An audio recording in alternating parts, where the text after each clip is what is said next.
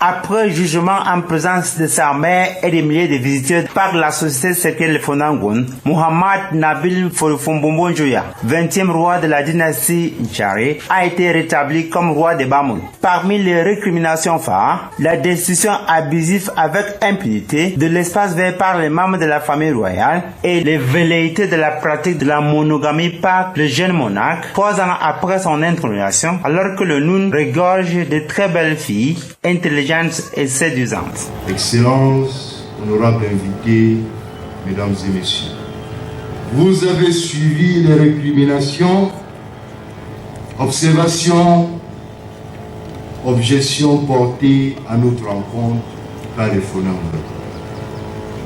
et ce, en toute liberté et indépendance. De même, les Fonangon ont plaidé pour le développement harmonieux, l'amélioration des conditions de vie des populations, la justice, etc. C'est donc avec un grand soulagement que j'ai accueilli la décision de Tango de me rétablir sur le trône de Nchare, afin que je puisse poursuivre ce règne de 20e monarque de la dynastie Bamoun. Je prends acte des récriminations exprimées à mon encontre et je m'engage à les rectifier sans délai pour le rayonnement de notre royaume.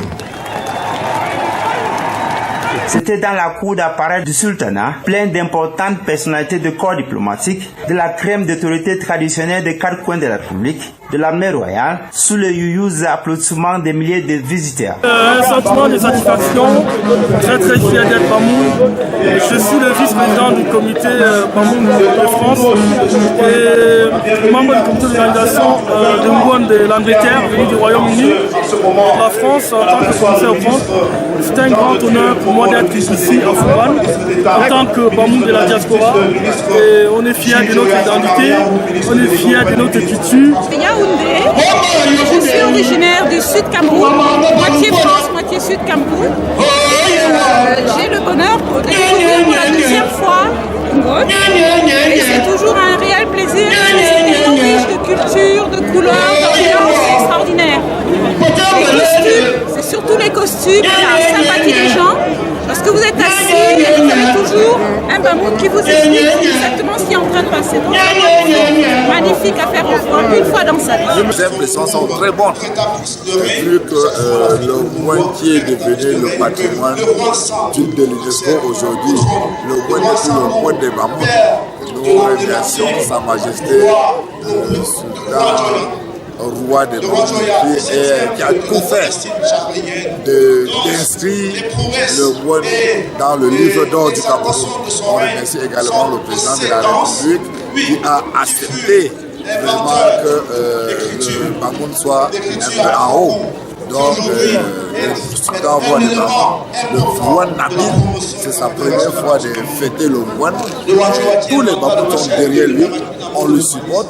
On souhaite une longue vie. Et ce que les Bamoun ont retenu, ont parlé lors de Ngoon, les Fonangon ont demandé à Sa Majesté le Sultan roi des Bamoun de se marier en plusieurs femmes parce qu'une seule femme ne peut pas préparer pour tous les Bamoun. Voilà ce qui a retenu. Le Ngoon est devenu mondial, ce n'est pas seulement le Ngoon des Bamoun. Moi personnellement, des personnes qui fait partie justement de la commission de la couverture médicale de l'activité.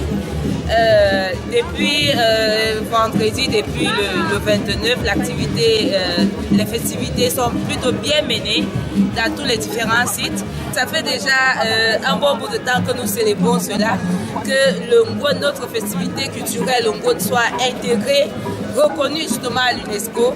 Nous présentons notre soutien indéfectible au roi Sa Majesté Nabil Njoya, qu'on œuvre tous les jours, 24 heures sur 24, pour veiller justement à la santé, qu'il n'y ait pas de cas d'incident. Ça, c'est déjà un cas de soutien pour justement renforcer la festivité que le roi a organisée. Donc ça, c'est notre marque de soutien indéfectible. On ne peut que aider avec ce qu'on connaît faire. Moi, je connais dans la médecine, je peux que l'aider avec ma technique.